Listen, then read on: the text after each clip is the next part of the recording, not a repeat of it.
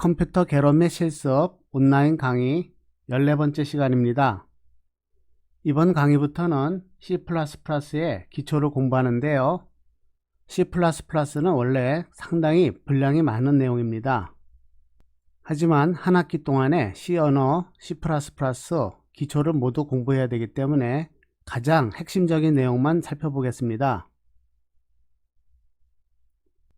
C 언어와 C++의 구조를 비교합니다. C 언어는 구조적인 프로그램이고요. C++는 객체지향 프로그램이라고 합니다. C 언어는 기능 단위로 세분되고요. C++는 객체 단위로 세분됩니다. 그리고 C 언어는 함수로 이루어지고요. C++는 클래스로 이루어집니다. 그리고 C 언어는 중형 프로그램에 적합하고요. C++는 대형 프로그램에 적합합니다. 그 이유는 클래스라는 것이 독립적으로 개발될 수 있기 때문이고요. C++에서 가장 중요한 것은 바로 클래스란 개념입니다. C++ 중에서 가장 간단한 실행인 출력 프로그램입니다.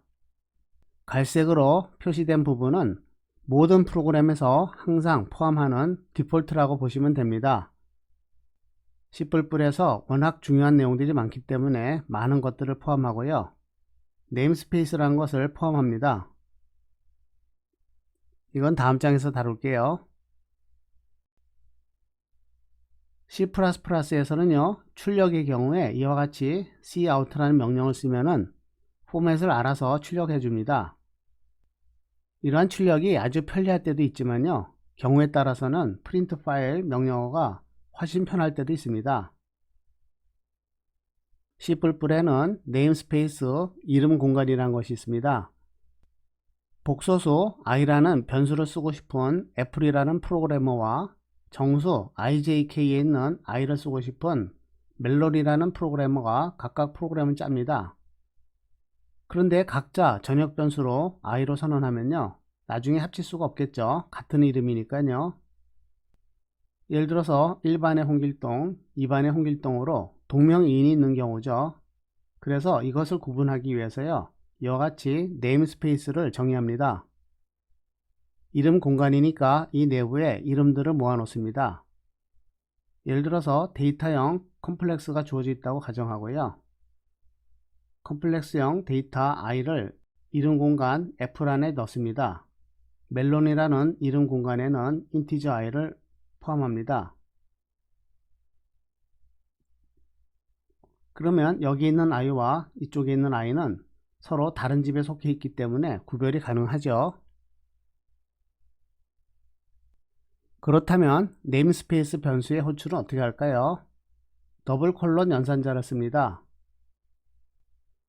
먼저 프로그램을 보면요, 메인 함수 바깥쪽에 있는 변수는 모두 익스터널 변수입니다. 변수명은 모두 i고요, 여기도 i고 여기도 i입니다. 하지만 여기 있는 i는 애플이라는 네임스페이스 안에 있고요, 인티저 i는 네임스페이스 멜론 내부에 있습니다. 특별히 이름 공간이 없는 더블 i도 있네요. 이와 같이 서로 다른 네임스페이스에 저장된 변수는 더블 콜론 연산자에 의해서 호출이 되고요. 이와 같이 애플 더블 콜론 i고요. 멜론 더블 콜론 i가 됩니다. 그렇다면 아무런 설명이 없는 더블 i와 같은 전역 변수는 어떻게 처리할까요?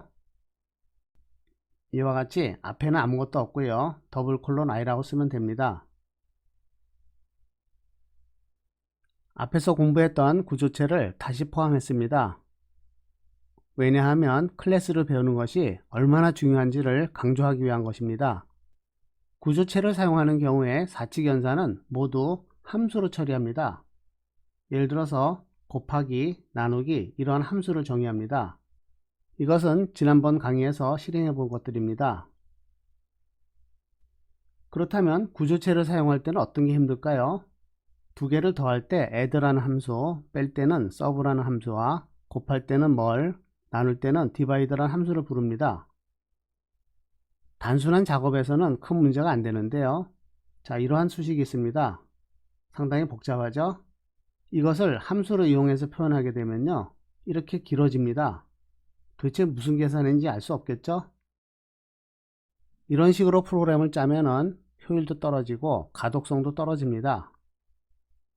그런데 C++을 배우면요, 위의 수식 그대로 사용할 수 있습니다. 그래서 C++을 배우는 것이 좋습니다. 물론 이것보다도 훨씬 좋은 기능이 많습니다. 하나하나 차근차근 배워볼까요? 포인터의 개념을 먼저 확실히 하고 C++에서 배우는 참조를 알아보겠습니다. 컴퓨터 내부에는 기억 장소가 있고요. 이와 같이 집으로 표현했습니다. 변수의 주소는 이와 같은 16진법으로 표현이 되고요. 이 기억 장소를 어떻게 사용하는가의 차이인데요. 정수형이 쓸 수도 있고 정수 포인터가 사용할 수도 있습니다. 정수형이면요, 예를 들어서 토끼가 입주를 하고요.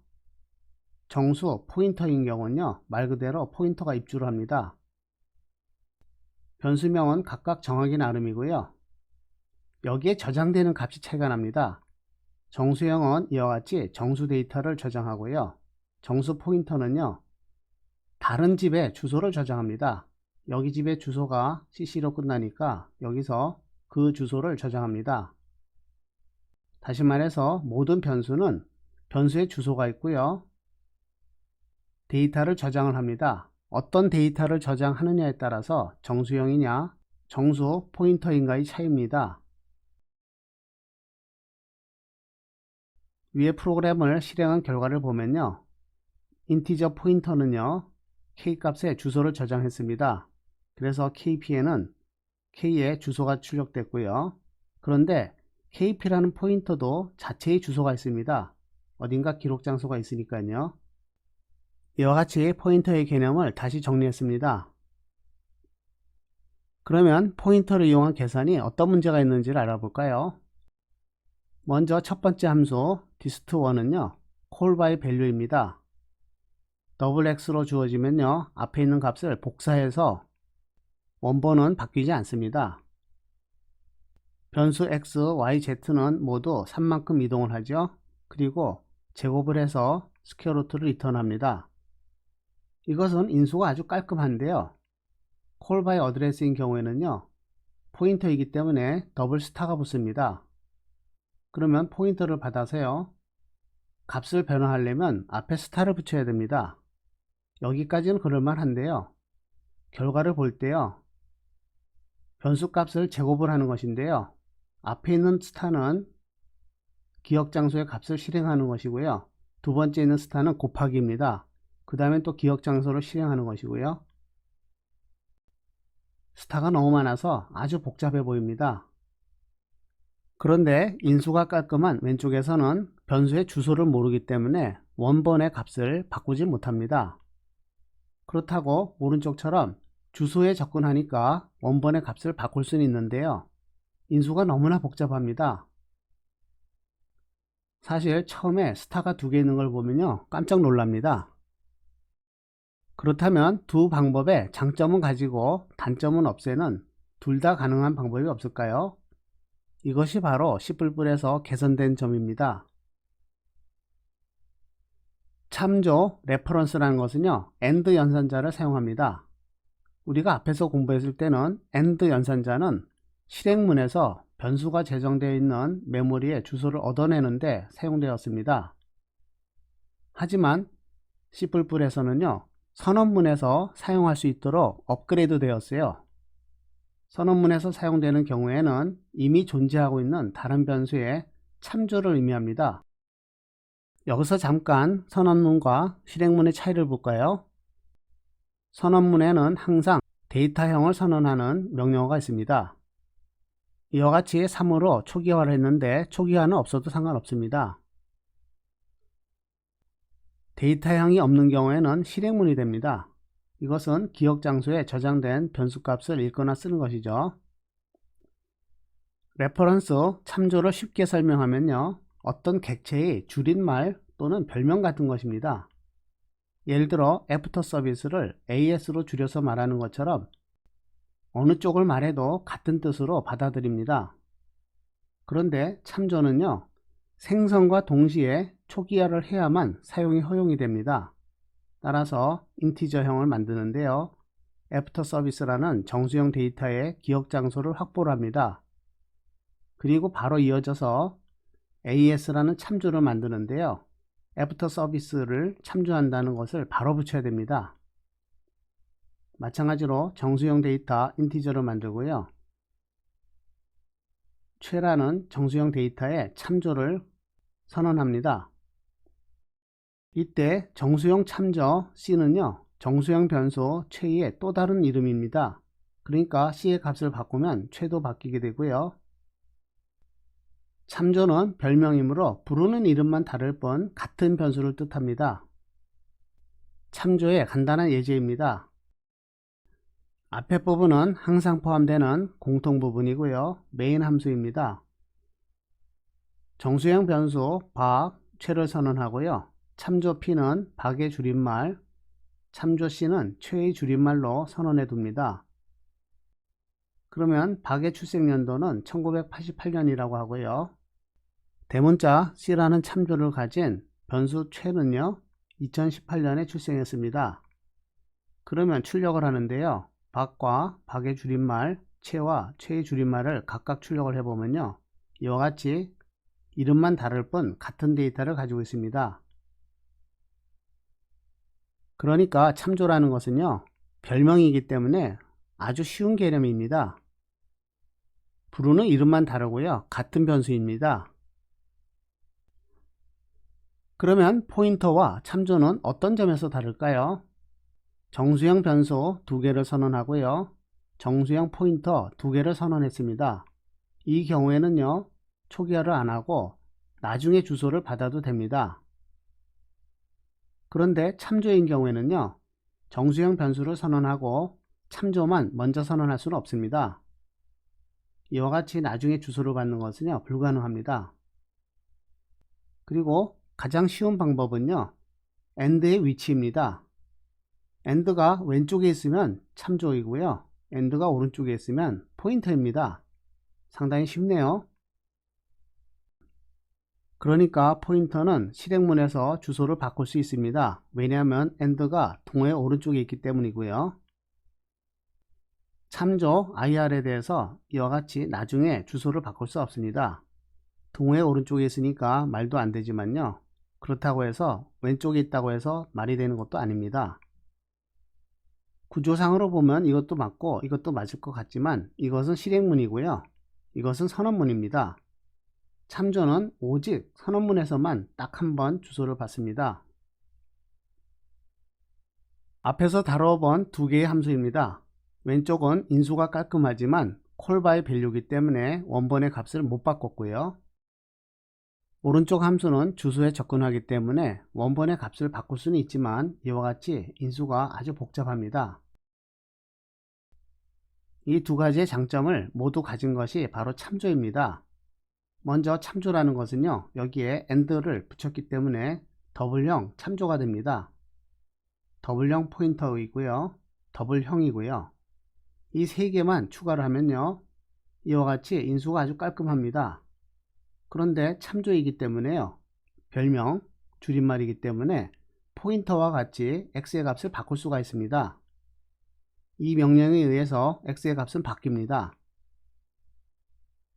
그러니까 포인터 역할도 하고요, 이와 같이 인수로도 역할을 합니다.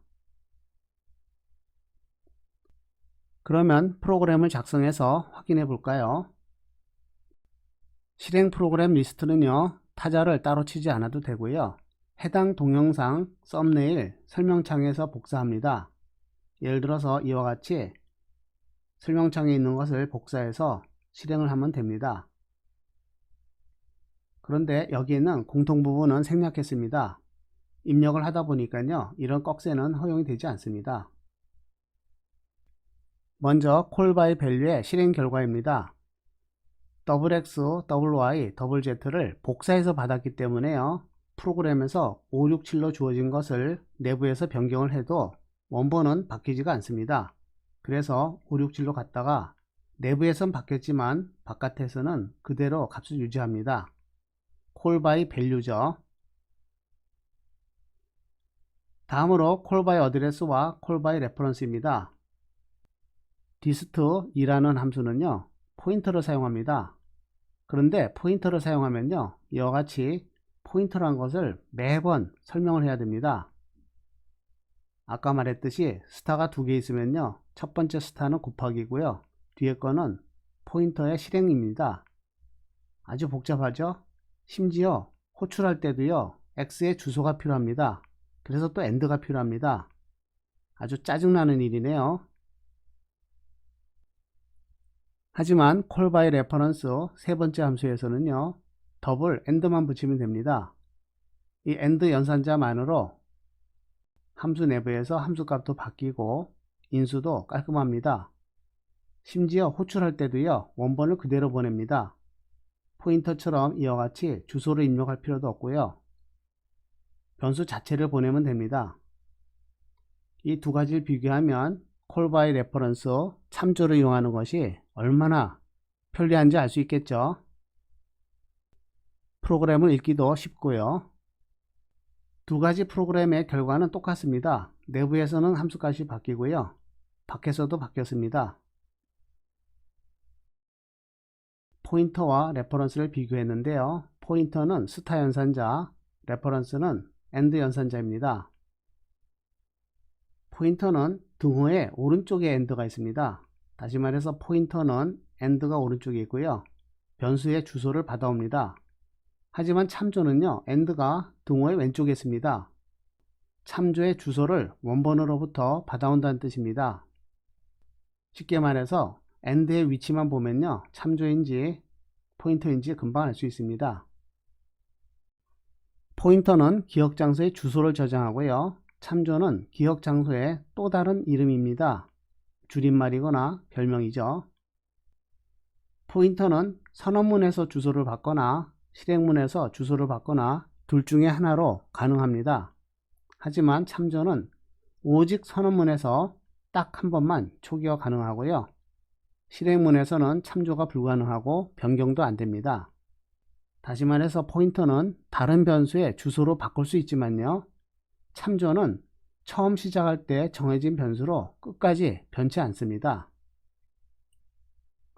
마지막 내용은요, 네 번째 내용을 강조한 것입니다.